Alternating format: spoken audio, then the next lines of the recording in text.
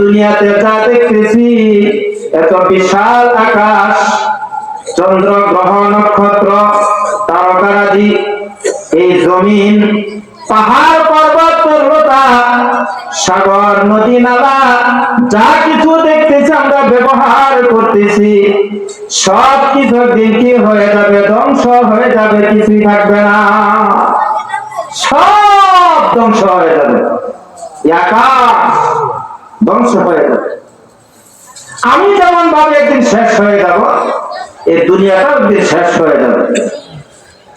দুনিয়াটা শেষ যেদিন হয়ে যাবে ওই দিনের নামটা কি? নাম কি? কিয়ামত। ওই দিনের নাম কিয়ামত। নবীজি বলেন কিয়ামত দুই প্রকার। কিয়ামত কয় প্রকার? কিয়ামত দুই প্রকার। একটা কিয়ামতের নাম হলো ব্যক্তিগত কিয়ামত, আর একটা কিয়ামতের নাম হলো সমষ্টিগত কিয়ামত। সাহাবায়ে কেরাম জিজ্ঞাসা করলেন, ইয়া রাসূলুল্লাহ, সমষ্টিগত কিয়ামতের কথা বললেন, এটা তো আমরা জানি, ইসরাফিল আলাইহিস সালাম যেদিন সিংহায় ফুঁক দিবেন, সিংহায় ফুঁক দেওয়ার সঙ্গে সঙ্গে দুনিয়াটা সব ধ্বংস হয়ে যাবে, কিয়ামত হয়ে যাবে। ওই দিন থেকে বলা কিয়ামতের দিন, সব ধ্বংস হয়ে যাবে। বুঝলাম, তবে ব্যক্তিগত কিয়ামত তো বুঝলাম না। ব্যক্তিগত কিয়ামত কাকে বলা হয়? ওইটা কোন দিন হবে, কিভাবে হবে, কার হবে, কোথায় হবে, কখন হবে? নবীজি বলেন, মান মাতা ফাকাদ কামাত কিয়ামাতুহু। ব্যক্তিগত যার যার কিয়ামত, ব্যক্তিগত কিয়ামত যার যার কিয়ামত হবে, যার মৃত্যু যেদিন তার কিয়ামত সেদিন, যার মৌত যেদিন তার কিয়ামত সেদিন শুরু হয়ে যাবে। এটা যার যার কিয়ামত, ব্যক্তিগত কিয়ামত। নবীজি বলেন, ও দুনিয়ার মানুষ, আমার উম্মতেরা, যেদিন তোমার ব্যক্তিগত কিয়ামত, তোমার কিয়ামত যেদিন হয়ে যাবে, শুরু হয়ে যাবে, ওই কিয়ামতের আগে তুমি সমষ্টিগত কিয়ামত, অর্থাৎ যেদিন সমস্ত দুনিয়া ধ্বংস হয়ে যাবে, ওই কিয়ামতের জন্য প্রস্তুতি নিয়ে তারপরে তুমি ব্যক্তিগত কিয়ামতের অপেক্ষা করো। কিয়ামতের অপেক্ষা করো।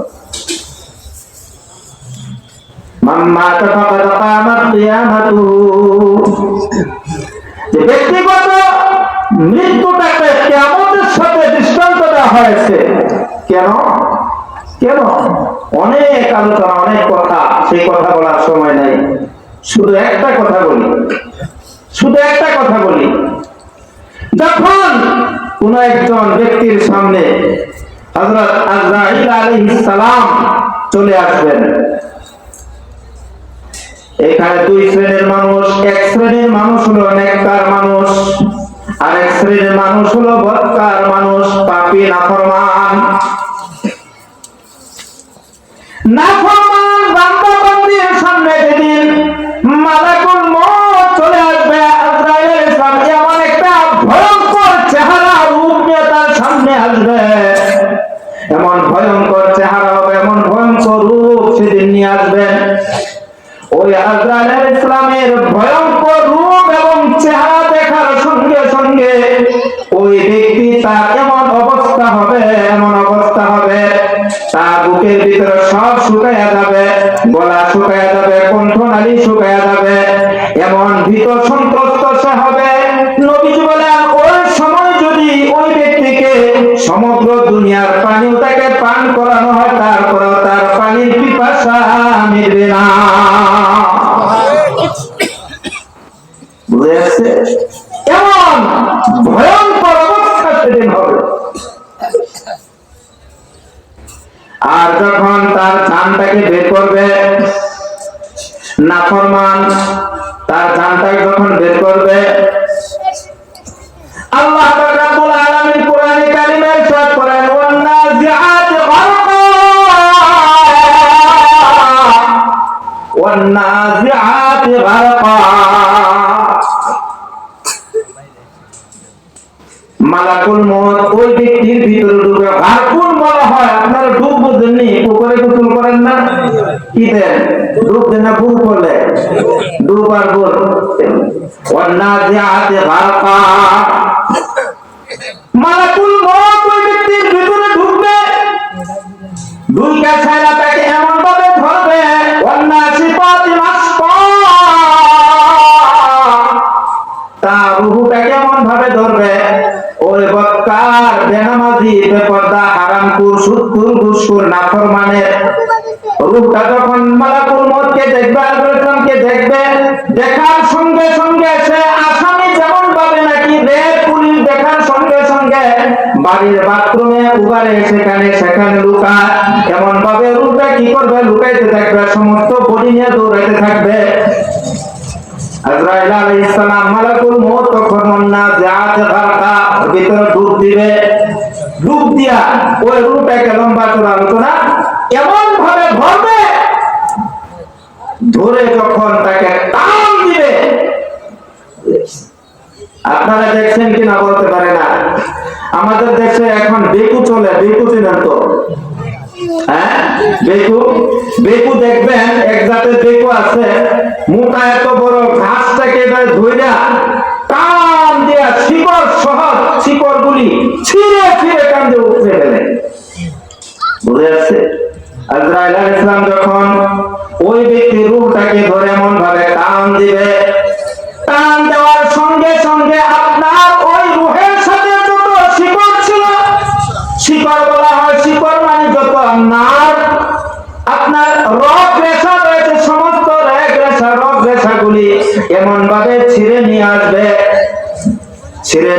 ছিঁড়ার সঙ্গে সঙ্গে হাতের রগ ছিঁড়ে যাবে, চোখের রগ ছিঁড়ে যাবে, জিহ্বার রগ ছিঁড়ে যাবে, কানের রগ ছিঁড়ে যাবে, এইভাবে শরীর অঙ্গ প্রত্যঙ্গের যত রগ আছে সব রগগুলি ছিঁড়ে, হাত অকিদু, চোখ অকিদু, জিহ্বা অকিদু, কান অকিদু, ব্রেন অকিদু, পা অকিদু, সব কিছু অকেজু হইয়া ওই ব্যক্তি কি হয়ে যাবে? একবারে তার কোনো শক্তি থাকবে না, নিঃশেষ হয়ে সে কি হয়ে যাবে? লাশ হয়ে যাবে, লাশ হয়ে যাবে। এই হলো যার যার কিয়ামত। বুঝে আসছে? এই হলো যার যার কিয়ামত। আরো ভয়ঙ্কর কথা হাদিস এবং কোরআনের মধ্যে আসছে, সেগুলো বলার সময় নাই।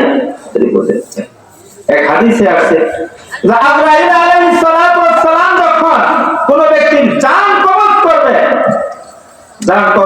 যখন হাতটা ওই ব্যক্তির উপরে রাখবে, তখন সে মনে করবে সমস্ত দুনিয়াটা যেমন তার উপরে রেখে দেওয়া হয়েছে। এত শক্তিশালী, এত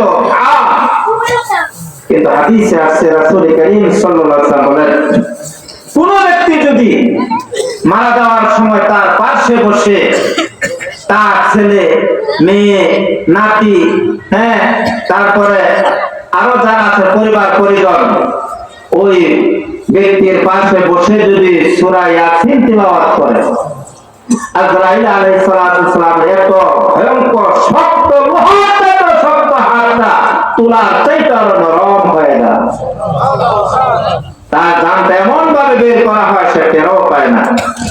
ওয়ান্নাজিআতি গারকার মধ্যে অনেক কথা আছে। যাক মুহতারাম হাজিরিন, এখন হলো ব্যক্তিগত যার যার কিয়ামত। এখন আছে আমি যে আয়াতে কেরামে তেলাওয়াত করেছি, আল্লাহ পাক বলেন, এই বাচ্চারা এখানে কি কথা বলে?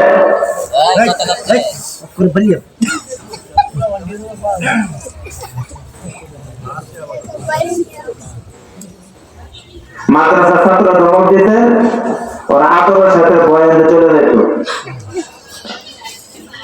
যে কথাটা আমি যে আয়াতে কারিমা আপনাদের সামনে তেলাওয়াত করেছি, আল্লাহ পাক বলেন, ওয়াত্তাকু ইয়াওমান তুরজাউনা ফীহি ইলাল্লাহ সুম্মা তুওয়াফফা কুল্লু নাফসিন মা কাসাবাত ওয়া হুম লা ইউলামুন। আল্লাহ পাক বলেন, ওয়াত্তাকু, ভয় করো ওই দিনকে, ইয়াওমান, ওই দিনকে ভয় করো, ওয়াত্তাকু, ভয় করো, ইয়াওমান, ওই দিনকে ভয় করো, দুনিয়ার মানুষ আমার বান্দা বান্দীরা, ওই দিনকে ভয় করো। কোন দিন? ইয়াওমান তুরজাউনা ফীহি ইলাল্লাহ,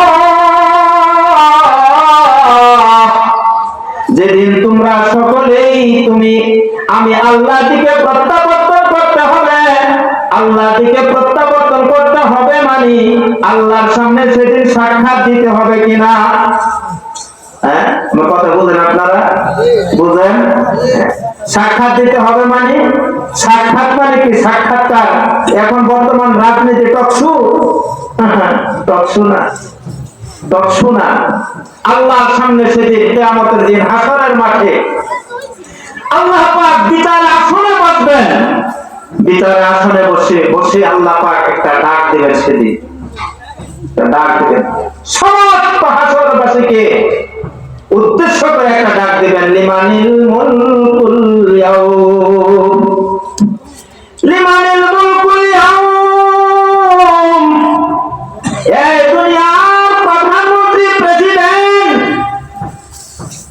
আমেরিকার মারাল, রাশিয়ার মারাল, ভারতের মারাল, তোমরা দুনিয়াতে মরলগিরি করেছ। তোমাদের আধিপত্য, তোমাদের ক্ষমতা, তোমাদের শক্তি, তোমাদের অস্ত্রের ক্ষমতা, তোমাদের অস্ত্রের ক্ষমতা, তোমাদের বুলেট ক্ষমতা করেছিল সেদিন দুনিয়াতে। তোমার বুলেটের ভয়ে, তোমার অস্ত্রের ভয়ে দুনিয়া, সমস্ত দুনিয়া সেদিন থরথর করে কাঁপতো। তোমার ভয়ে কেউ কথা বলতো না, তোমার বিরুদ্ধে কেউ কথা বলার সাহস পাইতো না, তোমার দেশের বিরুদ্ধে কেউ কথা বলার সাহস পাইতো না, তোমার স্বৈরাচারী আচরণের বিরুদ্ধে কেউ কথা বলার সাহস পাইতো না। এত ক্ষমতা, এত শক্তি সেদিন তোমার ছিল। কিন্তু আজকে বলো, আজকে বলো, এই সাগরবাসীর মধ্যে হাসরের মাঠে আজকের এই দিনের আধিপত্য কার? বলো, আজকের এই দিনের আধিপত্য কার? এই ডাক দেওয়ার পর সমস্ত হাসরবাসী স্তম্ভিত হয়ে যাবে, নিরস্তব্ধ হয়ে যাবে, স্তব্ধ হয়ে যাবে। কেউ কোনো কথা বলার সাহস পাবে না। কোন নবী রাসূল পয়গম্বর পর্যন্ত সেই দিন কথা বলার সাহস পাবে না। আল্লাহ পাক কাহ্হার নাম ধারণ করবেন। কাহ্হার শব্দের অতি রাগান্বিত। একটা হলো সাধারণ রাগ, আরেকটা হলো আরেকটু বেশি রাগ, আর আরেকটা হলো কি অতি রাগান্বিত, মানে ভীষণ রাগান্বিত। আল্লাহ পাক সেদিন অতি ভীষণ রাগান্বিত চেহারা ধারণ করবেন, চেহারা ধারণ করে বসবেন। কেউ কোনো সাহস পাবে না, কিছুই বলবে না। আল্লাহ পাক সেদিন নিজেই তার প্রশ্নের জবাব দিবেন। আল্লাহ পাক বলবেন, লিমানিল মুলকুল ইয়াউম, আজকের এই দিনের আধিপত্য কার?